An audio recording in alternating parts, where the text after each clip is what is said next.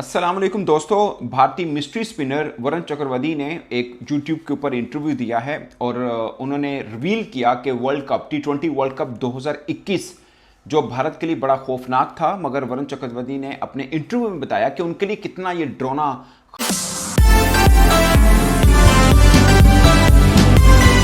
अस्सलाम वालेकुम दोस्तों। भारतीय मिस्ट्री स्पिनर वरुण चक्रवर्ती ने एक यूट्यूब के ऊपर इंटरव्यू दिया है और उन्होंने रिवील किया कि वर्ल्ड कप टी20 वर्ल्ड कप 2021 जो भारत के लिए बड़ा खौफनाक था, मगर वरुण चक्रवर्ती ने अपने इंटरव्यू में बताया कि उनके लिए कितना ये डरावना ख्वाब साबित हुआ। खासकर उनका टीम में आना एकदम हाइप बनी कि इंडिया के पास एक मिस्ट्री स्पिनर है जो पढ़ा नहीं जा रहा और आईपीएल के अंदर किसी से खेला नहीं गया और फिर वो टीम के अंदर आए। मगर टी20 वर्ल्ड कप 2021 के अंदर वरुण 3 मैचेस खेले, एक विकेट भी नहीं ले पाए थे। और उन्होंने इंटरव्यू में बताया कि जब वो वापस भारत आ रहे थे तो उनको काफी थ्रेट कॉल्स आई और कहा कि वापस भारत आने की कोई जरूरत नहीं। इवन कि उन्होंने बताया कि जब वो एयरपोर्ट से घर जा रहे थे तो बाइक के ऊपर कुछ लोगों ने उनको फॉलो भी किया और उसके बाद भी थ्रेट कॉल्स करते रहे और वो काफी डरे और सहमे रहे। और फिर उन्होंने बताया कि उस वक्त वो काफी डिप्रेशन में चले गए थे और उनको लगा कि शायद दोबारा वो कभी टीम इंडिया की तरफ से नहीं खेल पाएंगे। फिर उन्होंने बताया कि वो रूटीन में 50 बॉल्स ट्रेनिंग करते थे, यानी जो अपनी प्रैक्टिस सेशन में रोजाना बॉलिंग वगैरह करते थे, तो उन्होंने डबल कर लिया, 100 बॉल्स फेंकना शुरू कर दी कि अपनी एक्यूरेसी लेके आए। और उन्होंने बोला कि 2 बरस गुजर गए, मैच इस पर मतलब दोबारा कॉल नहीं आई टीम की, तो मुझे लगा कि मेरे लिए सब खत्म हो गया। फिर दोबारा आईपीएल के अंदर उनकी टीम जीती और उनका कि उनकी परफॉर्मेंस कुछ खास हुई और 3 बरस के बाद टीम इंडिया के अंदर उनकी वापसी हो पाई थी। मुझे याद है वो टी20 वर्ल्ड कप 2021 पाकिस्तान के खिलाफ 33 रन दिए थे, कोई विकेट उनको नहीं मिला था। फिर न्यूजीलैंड के खिलाफ 23 रन दिए थे, कोई विकेट नहीं मिला था। इवन के स्कॉटलैंड के खिलाफ भी खेले थे, 15 रन दिए थे,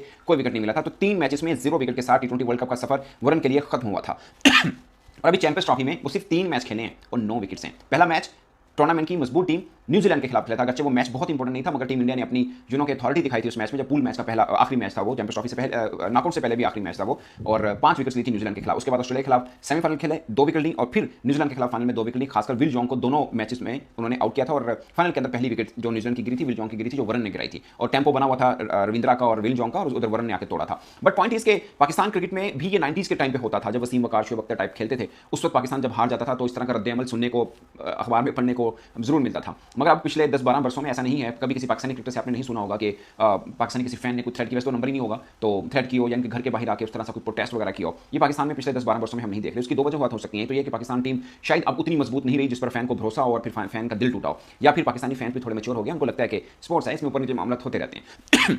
मुझे याद है टी20 वर्ल्ड कप 2021 में ही मोहम्मद शामी का भी अच्छा नहीं गुजरा था, खासकर पाकिस्तान वाला स्पेल। खैर पाकिस्तान के मैच में तो किसी को विकेट नहीं मिली थी, तो शामी के ऊपर भी सोशल मीडिया के ऊपर काफी तनकीद हुई थी, जिस पर पाकिस्तान के ओपनर मोहम्मद रिजवान ने आकर डिफेंड किया था शामी को कि भाई मैच के अंदर ऊपर नीचे होता ही रहता है, इसमें क्या फर्क पड़ता है अगर किसी एक मैच में विकेट नहीं मिल पाई है। तो अगरचे वो पाकिस्तान के लिए बड़ा एक सुनहरी टाइम था कि हम बगैर विकेट खोए वो मैच जीते थे। उसके बाद टी20 वर्ल्ड कप 2022 में भी हम अच्छा खेले थे, अगरचे हम हार गए थे, बट मैच ओवरऑल पाकिस्तान की ग्रिप में ही था। आखिरी 3 ओवर के अंदर पाकिस्तान से छूटा था, ओवरऑल मैच के अंदर ग्रिप पाकिस्तान की मजबूत बनी रही थी। उसके बाद फिर 2023 एशिया कप आया, फिर वर्ल्ड कप आया, तो फिर पाकिस्तान कहीं पर भी इंडिया के साथ कंपटीशन में वैसा नजर नहीं आएगा। टी20 वर्ल्ड कप में भी हमने भरपूर मुकाबला किया, बल्कि इंडिया के पूरे वर्ल्ड कप सफर के अंदर 2 मैच ही फंसे थे, एक पाकिस्तान वाला, एक फाइनल।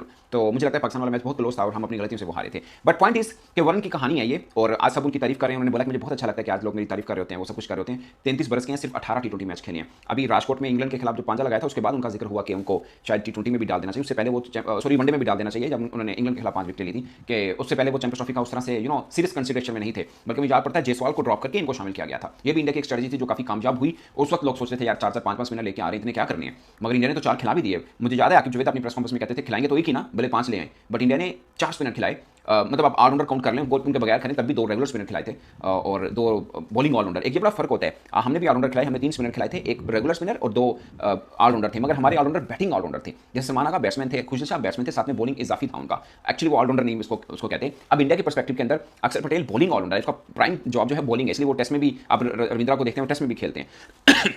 तो वो बॉलिंग ऑलराउंडर पर्सपेक्टिव है। अभी वाशिंगटन सुंदर नहीं खेले हैं, वो अभी उनकी जगह नहीं बन पाई प्लेइंग 11 में, हालांकि वो टेस्ट खेलते हैं। हमने सलमान आगा को एज ए स्पिनर, यानी टेस्ट के अंदर एक ही स्पिनर खेले सलमान आगा, उसमें भी ऑलराउंडर थे, मगर स्पिन का रोल सिर्फ उन्होंने निभाया था।